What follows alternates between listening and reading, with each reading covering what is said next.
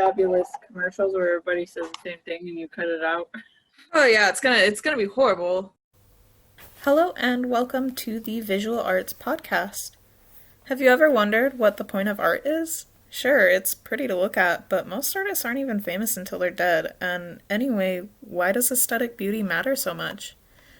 Well, my name is Jenny, and I'm here today to guide you through the influence that visual art holds in our society. Specifically, we will be exploring the role that visual artists play in a local community and what benefit their presence holds. My questions began the moment that I moved to Boise, Idaho. My older sisters are both long-term residents here and both came to pursue art degrees through Boise State University. When I arrived here in October of 2019, I found myself exhausted from travel, stressed out about my living plans, and for some reason I found myself at a local metaphysical shop that was holding a Samhain festival art show. My sister was a featured artist there, and the show was organized by a local artist collective named Swell. I had not been to many art shows in my life before this. Of course, I had attended every high school art show that myself or any of my siblings had participated in through school, or even my hometown's very own art walk a couple of times, but never a professionally organized gallery show. And what a show it was! The entire store was maybe the size of my studio apartment, and easily over 100 people came and went to see and admire all of the art. Not only that, but people were interested in the stories behind the art, and they were bidding on the pieces. Ever since that night, I found myself noting every time art impacted me, my time living in the city, or the city itself. Beyond frequent, this city is constantly promoting local art. After that show, I found myself at a different art show almost every week, and there was no shortage of interesting new themes. Aside from the shows, local shops even sell local art on consignment. There are new public art opportunities every week, it seems like, whether that's through Boise State University or local government. And downtown is heavily adorned by the community's creatives. Okay, so artists are clearly important to our daily life, but I still haven't answered the golden question. Why? What do they do specifically for the rest of the community, and what makes a city like Boise such a blooming hub for creatives? Well, to start, they make the world a more beautiful place. On a broad scale, everyone, or at least any sane person, decorates their home with art. Whether that be family photos, original paintings, prints, or even homemade crafts. Art is an expression of the self, and everyone across every community wants to express their own individuality and story. For example, if you were to walk into my home, you would know based off the art that hangs in my living room that I am a fan of Bob Ross, The Legend of Zelda, Daft Punk, and Kurt Russell, even nature, or at the very least, the photography of nature. Self-expression is achieved almost exclusively through art. Often that art is visual. Okay, sure, that's obvious, right? Self-expression isn't really the most important thing in life, though. Well, I could argue that claim, but that's another topic for another day. So what else can art achieve to better us as a society? A local elementary school art teacher actually asked that question herself. In 2004, art teacher Melanie Fales, along with her colleague Jennifer Trudell, set out to demonstrate just how important exposure to art can be to a developing brain. These educators took their kindergarten and first grade students on monthly tours of the Boise Art Museum, and after each excursion, had the students create a self-portrait using a variety of different techniques. This led students to demonstrate a level of introspection that is really uncommon for children of that age category. The children that had participated in this informal study later performed better in other, more traditional subjects.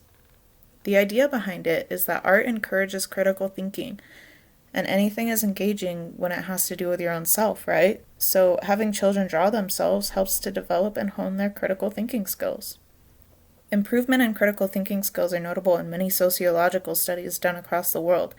Sienna Lowe, a doctoral candidate, studied a community participating in a community art project. A group of strangers were working together on a mural, their only connection being their geographic location. By the end of the community project, people found themselves changed. Some had never been involved in any community project before, and many did not consider themselves to be artists at all. Men and women from all different backgrounds and of different beliefs and even different value systems found themselves making familial bonds they once never would have considered. Beyond that, they found themselves more passionate about political issues within their community that they otherwise would have ignored or even disagreed with. This is one example of many, which makes a pretty clear case for how art can build community bonds, bettering the community as a whole and encouraging change in local governments. The short truth of it is that communities that support visual art often end up encouraging political growth, which in turn encourages economic growth. It sounds pretty important to me. Now I know what you're thinking. Art is expensive to fund. Or maybe art is a hobby, not a career. Well, you wouldn't be wrong exactly in these thought processes, but most trades or skills are expensive initially, and you may be thinking of a career in more rigid terms. First of all, many artists don't consider their art a career, but that's because many artists don't and can't adhere to the traditional 9-to-5 job. I mean, inspiration really doesn't strike on command, does it? However, if we're clocking hours, artists often work far more than the average 40-hour work week, and must be much more disciplined in their time management than a person that is expected at an office every day. I interviewed a local artist, Denise Hutchins, on her career. She's been a professional artist since 2004 for over a decade. When we spoke about how she manages a successful art career, she said, So I think you need a lot of self-control and self-motivation. And I think that's a really typical answer so that for a lot of people it's sort of like, well, yeah, I've heard that a million times. But actually getting to that point is like an epic struggle. It's like taking the ring to Mordor. This, I'm sure, is something that we can all agree on now that much of our lives are self-paced and remote in 2020 in every facet. As for the impact that funding local art has on annual government spending, we can look to a journal article by Ronan Pattison and Venda Pollock. They studied different UK cities and their willingness to allocate more funding to public art. In cities that allocated even just 1% of government spending, economic health, population, and community approval all steadily improved. This raises the question of, do big cities attract art? Or does art grow the cities themselves? Looking at Boise with that perspective in mind, it seems logical. Our city has grown steadily over the last 2 decades, from what used to be a rather rural town. Obviously, art isn't the only reason for this. So, I asked another local artist about it. Arissa Hutchins is a fine artist focused in metaphysical and socio-political art. When asked what brought her to Boise as an artist, Arissa said, As an artist, the university. Honestly, I didn't know anybody here when I came here. It was just like, oh, this university is close, but it has an illustration program. And at the time, I thought I wanted to do illustrations as a job. But then, you learn about your world. This is reasoning that is found frequently among artists when asked why they ended up in the cities that they did.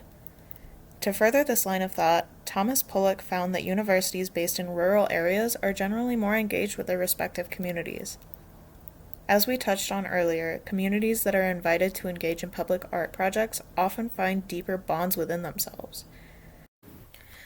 So if a university supplies opportunities for public art, the community bond deepens, the university gains a reputation, aspiring artists are attracted to the city for the now reputable university art program, bringing in more funding for more projects, and so on. The symbiotic relationship between art and community is found every single time without fail. The community needs only to invite it in. So there you have it. Visual artists have a truly profound impact on the communities that they belong to and benefit us in very concrete ways. Originally, I had planned to explore the visual art community, but as you can now see, visual artists aren't necessarily a part of their own community, so much as almost shamanistic guides for not only local communities, but for the single biggest community, the human species. I'd like to thank the 2 local artists that I had the pleasure of interviewing for this podcast, Denise and Arissa Hutchins, who also happen to be my sisters.